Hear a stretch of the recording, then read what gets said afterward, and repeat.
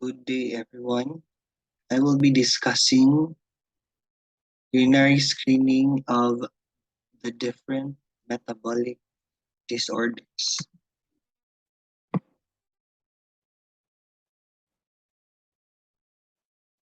So,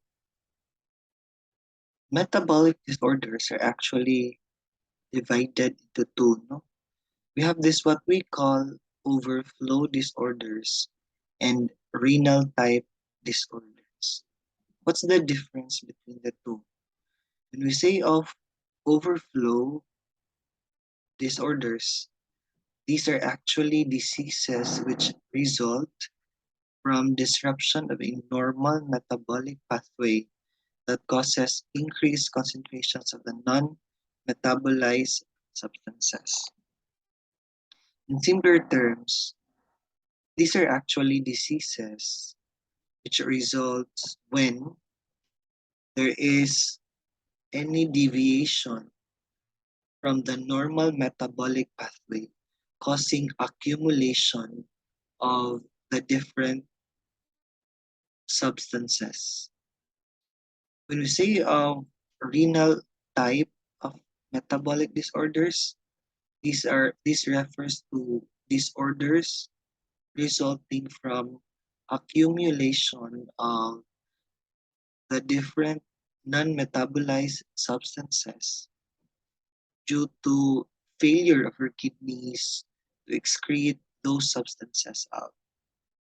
Okay? So in overflow disorders, the defect is actually intrinsic, no?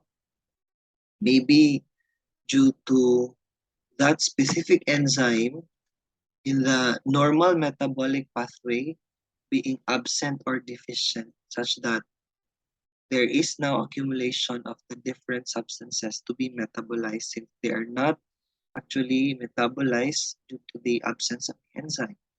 In renal type of disorder, basically the defect is not on the enzymes but the organ capable of excreting out those substances. For example, in the kidney, particularly in the renal tubules. Okay, so this is what I have mentioned. No? In overflow disorders, there's actually disruption of enzyme function. So disruption would actually mean there is a defect in the enzyme. Okay, defect in the enzyme could be due to number one, an, an a decreased level of that enzyme, or number two could be due to absence of that enzyme, or number three, the enzyme may be normal in number but defective, no, not functioning. So this is referred to us, these disorders are referred to us inborn error of metabolism, because this is something that you are born with, no? This usually appears at birth, and um, error of metabolism is because you could not actually undergo the normal process of metabolic pathway. There is an error, no, in the normal metabolic pathway. Or this may result from organ malfunction from diseases or toxic reactions. So these are the different amino acid disorders that we will discuss today. This is actually a few, no, of those amino acid disorders because we actually have a lot, but these are the most common ones which I opted to discuss this session. Okay, so as to the types, so we have those metabolic disorders who are actually overflow disorders, and we also have metabolic disorders and renal type metabolic disorders. And then as to color, odor, and substrate or crystal formation, we could actually subclassify it again. Okay, So please take note of this. So let's start with phenylalanine-tyrosine disorders. So before I proceed with the discussion, let me just review to you how normally, how the amino acid phenylalanine is metabolized in the body. So this is a normal metabolism of phenylalanine. Okay. Now, phenylalanine is an amino acid which is usually converted in the normal metabolic pathway into fumaric acid and acetoacetic acid. Okay, so what are the in-betweens in the entire pathway? So via the action of the enzyme phenylalanine hydroxylase, phenylalanine is converted into tyrosine, right? Now, tyrosine actually has two fates. It may be actually three, based on this diagram. It may be converted via the action of the enzyme tyrosine aminotransferase into homogentisic acid, or it may be converted into para-hydroxyphenylpyruvic acid. Tyrosine also may be converted into another substrates or metabolic products, melanin, thyroxine, and epinephrine. Okay, so these are actually normal byproducts of amino acid tyrosine metabolism. All right. Now, not shown here is another pathway wherein tyrosine may choose to undergo. So tyrosine may be converted into the different catecholamines. Okay, so tyrosine may be converted into catecholamines. However, this is not shown in the diagram here. Now, tyrosine, when converted into para-hydroxyphenylpyruvic acid in the presence of the enzyme tyrosine aminotransferase, okay, now in turn, para-hydroxyphenylpyruvic acid is converted by the enzyme para-hydroxyphenylpyruvate oxidase into homogentisate or homogentisic acid. Now, homogentisic acid with the enzyme homogentisic acid oxidase is converted into mallyl acetoacetic acid, and with the enzyme mallyl acetoacetic acid is converted into fumaryl acetoacetic acid via the action of fumaryl acetoacetic acid hydrolase enzyme. This is now converted to the end product, fumaric acid and acetoacetic acid. Okay, now where does your what we call inborn error of metabolism occur? Now again, I have mentioned that overflow disorders are actually disruption or deviation from the normal metabolic pathway due to a defect in the enzymes responsible for the metabolism of the different products. Okay, now going back, phenylalanine, in the absence of the phenylalanine hydroxylase enzyme, will not be converted into tyrosine, such that phenylalanine now becomes accumulated, okay, because there's no enzyme to convert it into tyrosine. So there is now accumulation of your phenylalanine in the blood. We term it phenylalanemia, but excess of these phenylalanine now are excreted out by the kidneys. We term it now phenylketonuria. Okay, phenylketonuria. Now your tyrosine, on the other hand, in the absence of the enzyme, tyrosine aminotransferase causes now accumulation of your tyrosine, okay? Because there's no more enzyme which would actually convert it into para-hydroxyphenylpyruvic acid. We term that condition now tyrosinemia type 2, okay? And since tyrosine being not converted into para-hydroxyphenylpyruvic acid, what happens is that there is now accumulation of your tyrosine. There is accumulation of your tyrosine in the blood circulation, and eventually those excess in the blood are excreted out in the kidneys. Okay, so we call that now tyrosyluria.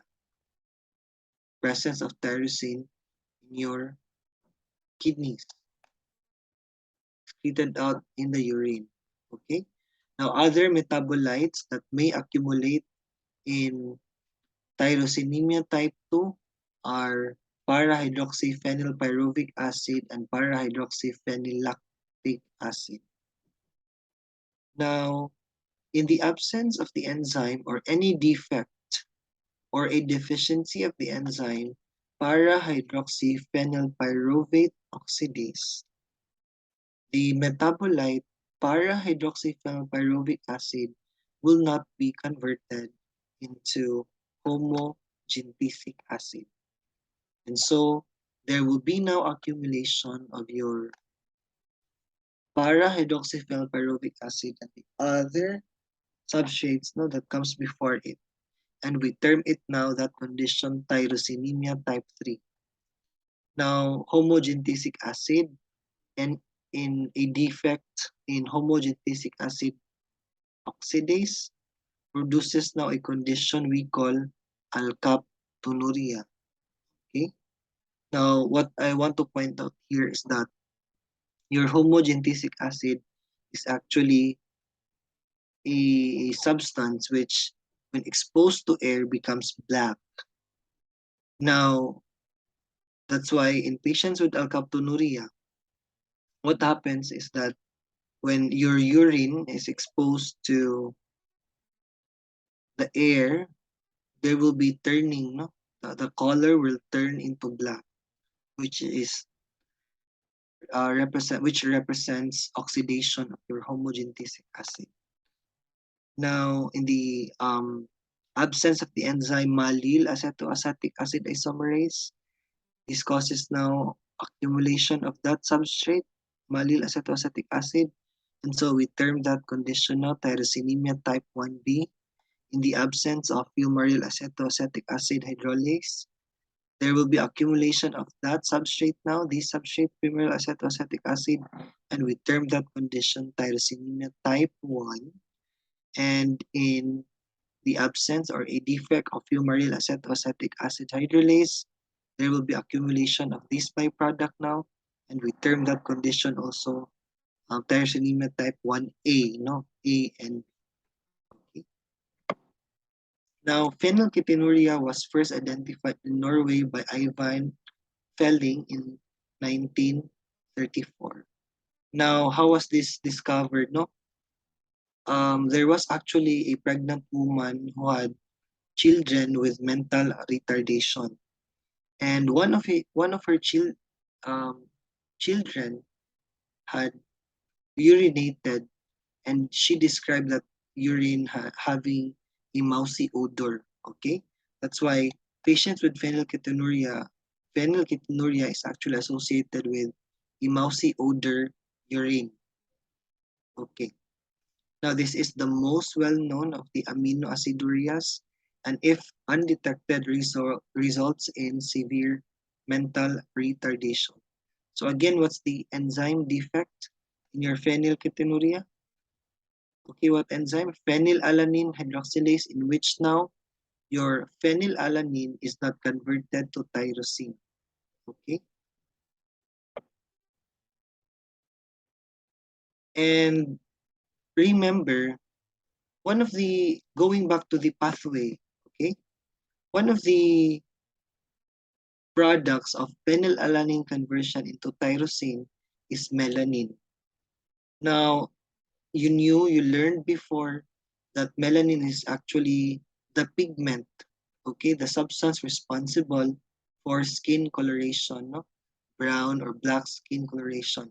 Now, therefore, in patients with phenylketonuria or in patients when there is defect or absence or decreased phenylalanine hydroxylase levels, what happens is that phenylalanine is not converted into tyrosine. And so if phenylalanine is not converted into tyrosine, there will be no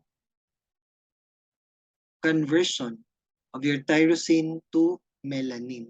That's why these type of patients now have children with fair complexions. Okay, so the only way to actually avoid the consequences of having phenylketonuria is to actually avoid any foods in your diet no, which contain phenylalanine.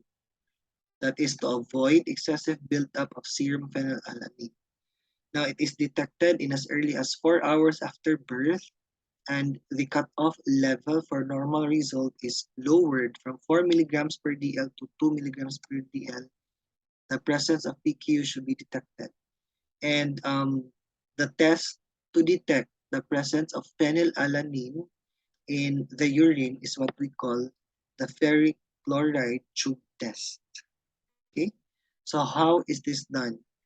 1 ml of urine is added with 5 drops of 10% ferric chloride, producing a positive result of blue-green color. So as shown here on the figure. Now, another condition is this what we call tyrosyluria. Okay. Now, tyrosyluria is actually caused by several enzymatic deficiency depending on the type no, of tyrosyl. So if we go back here on the pathway, so here, so there is a defect of the enzyme tyrosine aminotransferase, okay? And there is also a defect of the enzyme mallyl acetoacetic acid isomerase, and another defect in the enzyme fumaryl acetoacetic acid hydrolase. And in type 3, a defect in para-hydroxyphenylpyruvate oxidase. Right. Now, the screening test is usually done via double mass spectrometry. No? However, a chemical test, which we call nitroso-naphthol test, may be done to detect presence of tyrosine in the urine. So how is that test done? So as medtechs, this is what you will do, no? The urinary metabolic screening test. So the urine is added with 1 ml of nitric acid and sodium nitrite. And then we also added 1 nitroso-2-naphthol producing an orange-red color indicating the presence of tyrosine metabolites as shown here on this slide. Now, another condition is this what we call melanuria. Okay, so I've mentioned this already, no, that it is actually tyrosine from the conversion of phenylalanine to tyrosine. Tyrosine now is converted into several byproducts. So we have melanin, thyroxine, epinephrine, protein, and tyrosine sulfate. Now, I've mentioned that your melanin is actually the one responsible for the darker pigmentation of the skin. Okay? Now, the same goes in the urine. Once there is an increased level of your melanin in the urine, what happens is that your urine now becomes darkened. Okay? So in other words, when you excrete out that urine having high levels of melanin now, it is darker, no, even before exposure to air.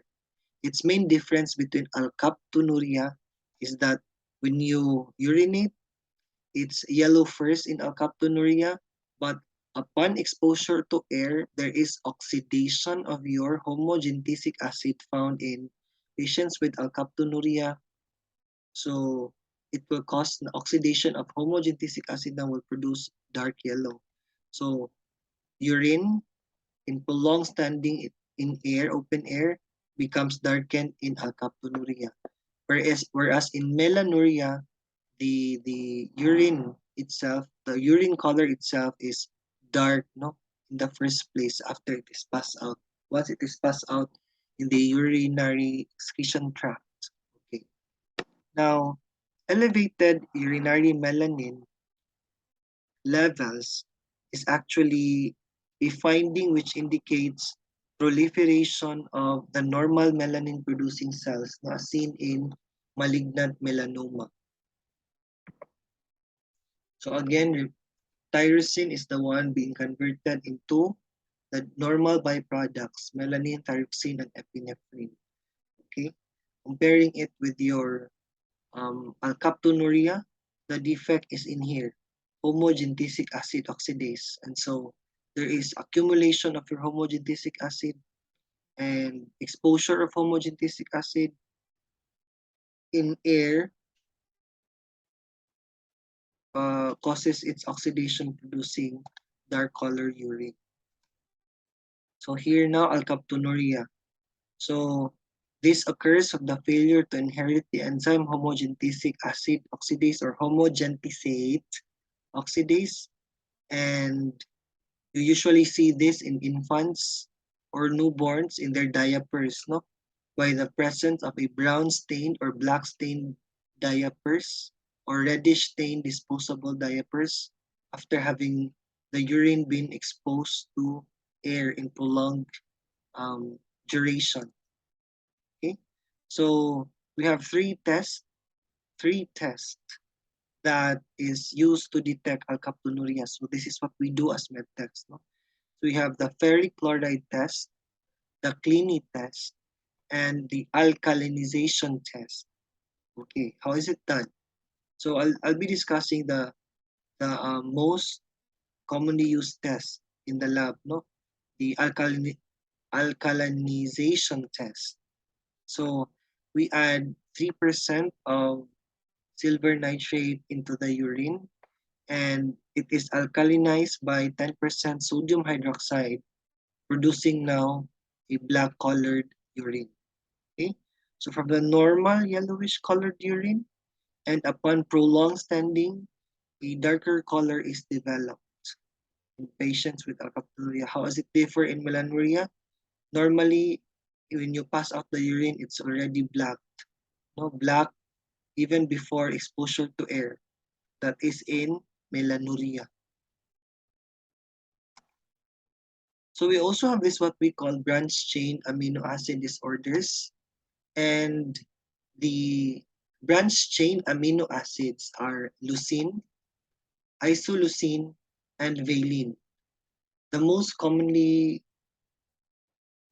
termed here or the most known disorder, metabolic disorder, is this what we call MSUD or the maple syrup urine disease being inherited as an autosomal recessive trait. Okay. Now, the urine specimen produces a strong odor resembling maple syrup. That's why this is called maple syrup urine disease. And this is usually detected by the 11th day after birth. So dietary regulation and careful monitoring of urinary keto acid concentration usually can control the disorder. So the test used to detect your MSUD is this what we call DNPH test, okay, or the dinitro 2,4-dinitrophenylhydrazine test. How is it done? So we add 10 drops of 0.2% 2,4-DNPH into 1 ml of urine, producing a yellow turbidity or precipitate as shown here. So a positive result is the presence of turbidity, no? Yellow turbidity or a precipitate. Now we have this what we call organic acidemias. Okay? Organic acidemias.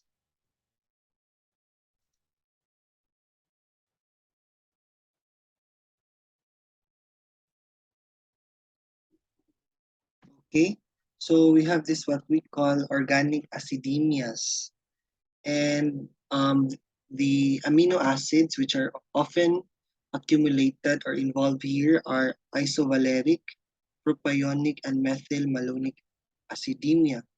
Now, you actually learned no, that certain accumulation of a specific amino acid is actually associated with a particular odor of the urine.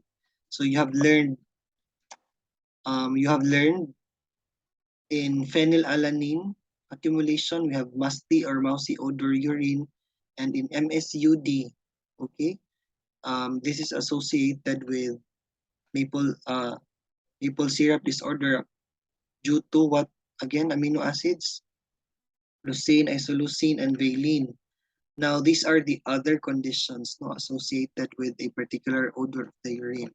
So a sweaty feet odor due to accumulation of isovaleric acidemia as seen in isovaleric acid due to isovaleric acidemia. A cat odor urine, okay, due to accumulation of hydroxy isovaleric acid as seen in these enzymatic deficiencies or condition. A cabbage odor of the urine due to accumulation of hydroxybutyric acid as seen in tyrosinemia type 1 or methionine malabsorption. A rancid butter odor urine in tyrosinemia type 1 also due to the accumulation of oxomethyl methiol butyric acid and an acidic smell due to accumulation of methylmalonic acid as seen in methylmalonic acidemia. Sulfurous urine in cystinuria and fish market or fish odor urine in trimethylamminuria. Okay. Now let's go to tryptophan disorders. So we have two, no? Indicanuria and 5-hydroxy indole acetic acid. What happens in these conditions? Okay. So normally your tryptophan is converted into indoles and is passed out into the feces. Okay, again, normally tryptophan is converted into indole and these indoles are subsequently passed out into the feces. Now, in the presence of any intestinal disorders, what happens is that there is excess production of your indoles, no? There is excess accumulation of your indoles. And these excess indoles now are reabsorbed from the intestine going back into the bloodstream. From the bloodstream, this is brought to the liver, wherein this is converted by enzymes there into indican. And indican now, on the other hand, being increased in number, is excreted out in the urine, producing an indigo blue urine once exposed to air. So normally, when you excrete out, the urine will appear yellow, no, just like in Alkaptonuria. But when exposed to air, indican undergoes oxidation, and oxidation of your indican now produces indigo blue urine. Now, in the presence of malignant tumors now, cancer, no, malignant tumors, your tryptophan is converted into 5-hydroxytryptophan. Now, 5-hydroxytryptophan is converted into serotonin, and serotonin, on the other hand, is converted into 5-hydroxyindole acetic acid. So the abnormal products, no, abnormal products of your tryptophan metabolism are indican and 5-hydroxyindole acetic acid. That's why the tryptophan disorders are termed as indicanuria, no? Presence of your indican in the urine and 5-hydroxyindoacetic acid. No, this does not this is the second, no, common type of your tryptophan disorders. Okay, so how is this done? So we have this what we call silver nitroposide test to detect the presence of abnormal tryptophan products in the urine. Okay, so first the urine is alkalinized with ammonium hydroxide and then added with 0.5 ml of 5% silver nitrate, and after addition of sodium nitroprusside, you produce a purple black color of the urine. So another metabolic disorder is cystine disorders. Of course, the name itself, the amino acid in defective here or not metabolized is your cystine. Okay, so this has two modes of inheritance. One in which reabsorption of all four amino acids, so aside from cystine, we have lysine, arginine, and ornithine is affected. And the other type, only cystine and lysine are not reabsorbed. Okay? So laboratory screening is usually done using first morning urine specimen, and that chemical test used to detect presence of these amino acids in the urine is what we call cyanide nitroposide test. How is this done? 2 ml of your sodium cyanide added with 5% sodium nitroposide in the urine, producing a red-purple color. A red-purple color. So for examination purposes, you need to know what reagents are used and what's the positive color. Now, the disorder cystinosis, okay? Cystinosis is a condition when your cystine amino acid goes into the urine, it's cystinuria. But when it accumulates in the blood, we term it as cystinosis. Okay, so this has two general categories: the non-nephropathic and the nephropathic type. And routine findings in infantile nephropathic cystinosis includes polyuria, aminoaciduria, and positive clinic test results. So we also have this what we call homocystinuria. So the amino acid methionine here being not metabolized produces an increased levels of homocysteine throughout the body. So increased levels of your homocysteine results in failure to thrive, cataracts in patients, mental retardation, and thromboembolic problems, and even death. No? And the test to detect the accumulation of your homocysteine in the urine is a positive result in the cyanide nitroposide test. Okay. So how do we do again? Cyanide nitroposide test. The urine is added with sodium hydroxide and 5% silver nitrate and sodium nitroprusside, giving a positive result of a red-purple color in the presence of homocysteine in the urine. So we have porphyrin disorders. So this is how porphyrin is actually metabolized in the body, no? So we have this what we call heme. Heme, you learn from hema, is actually a component of the protein in the red blood cells, hemoglobin. Okay? So before we produce that protein heme, we actually have so many processes, no, or the entire metabolic pathway shown here. So the amino acid here is glycine, which is a prerequisite amino acid for the production of heme. And it's another substrate, succinyl-CoA. Now, the enzyme amino levulinic acid synthetase basically causes these two substrates to be converted into gamma aminolevulinate. Now, that same enzyme aminolevulinic acid and alahydratase will actually cause conversion of your gamma ala or aminolevulinate into porphobilinogen. Okay? Now, in the absence of your alahydratase enzyme or deficiency of this will actually produce alahydratase deficiency porphyria. or accumulation of your glycine, succinyl-CoA, and gamma-levolinic or levolinic acid. Now, porphobilinogen is usually converted into hydroxymethylbilane in due to the enzyme, the presence of the enzyme uroporphyrinogen synthase. Now, absence or defect of the action of this enzyme would actually produce acute intermittent porphyria. Hydroxymethylbilane is converted in turn into UPG via the action of the enzyme uroporphyrinogen co-synthase. Now, a defect of this enzyme would produce a congenital erythropoietic porphyria. UPG in turn is converted into CPG normally in the presence of uroporphyrinogen decarboxylase. Now, a defect of this enzyme causes this condition Porphyria cutanea tarda.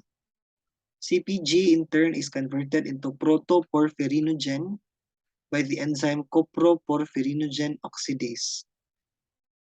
And a condition characterized by a defect, deficiency, or absence of these coproporphyrinogen oxidase is seen in the condition hereditary coproporphyria. Now, when protoporphyrinogen is converted by the enzyme protoporphyrinogen oxidase, now we produce protoporphyrin 9. Okay? And absence of this enzyme, protoporphyrinogen oxidase, is seen in variate porphyria. And you learn from HEMA that protoporphyrin 9 is actually one of those prerequisite substrate in the production of your heme protein molecule in the presence of ferrochelatase enzyme.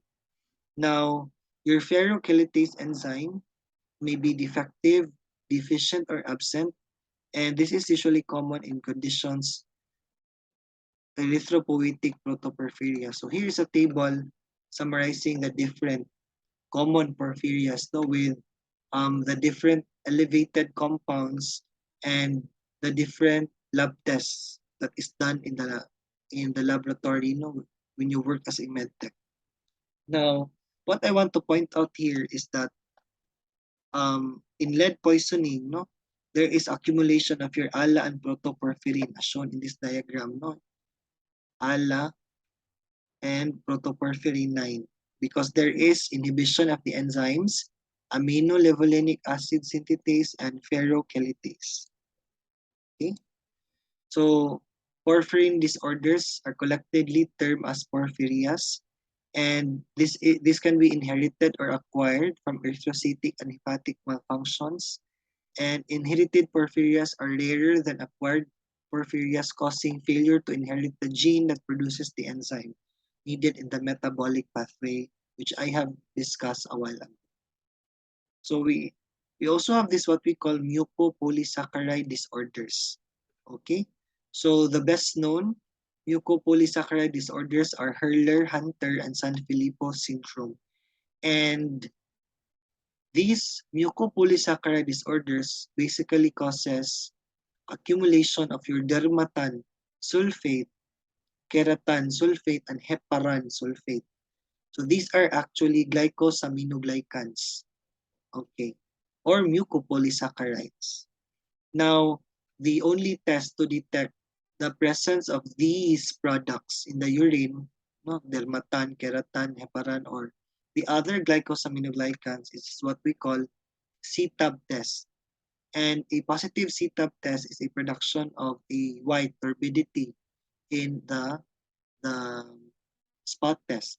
Okay, so these are the different types of your mucopolysaccharide dosis disorders. We have type 1, type 2, 3, 4, 5, 6, and 7 with the eponyms Hurler, Hunter, Sanfilippo, Morchio, Marutulami, and Sly syndrome with the associated enzymatic deficiency and the particular glycosaminoglycans or mucopolysaccharides which are excess in the urine. Okay. So I mentioned a while ago that test to detect these glycosaminoglycan is what we call CTAB test. So a urine is added to 5% CTAB in citrate buffer, no, producing now turbidity. Okay, turbidity is the positive result for your CTAB test. And we have this what we call purine disorders. A common purine disorder is Lesch-Nyhan disease, which is inherited as a sex-linked recessive trait. Okay, so there is massive excretion of uric acid crystals, okay, in the urine because this is due to failure to inherit the enzyme hypoxanthine guanine phosphoribosyl transferase. And lastly, we have this what we call carbohydrate disorders, which is termed as galactosuria, no? In the presence of galactose in the urine, lactosuria, presence of lactose in the urine, and fructosuria, presence of fructose in the urine. Now, the test to detect these carbohydrate disorder is the copper reduction test or a simple glucose oxidase test result, no, detecting glucose only. And so these galactosuria, lactosuria, and fructosuria will actually give a negative reagent strip result because your reagent strip, no, that you have learned in the previous lessons in ClinMic is actually comprised of glucose oxidase, which will only detect glucose. Okay, so a negative glucose test but a positive copper reduction test is strongly suggestive of other carbohydrate metabolism disorders such as galactosuria, lactosuria, and fructosuria. Thank you very much. That would be all.